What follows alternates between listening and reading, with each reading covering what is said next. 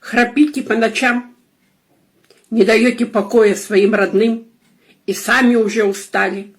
Есть суперсредство, которое действительно поможет вам избавиться от храпа за одну ночь. Это я проверила на себе, я тоже храпела.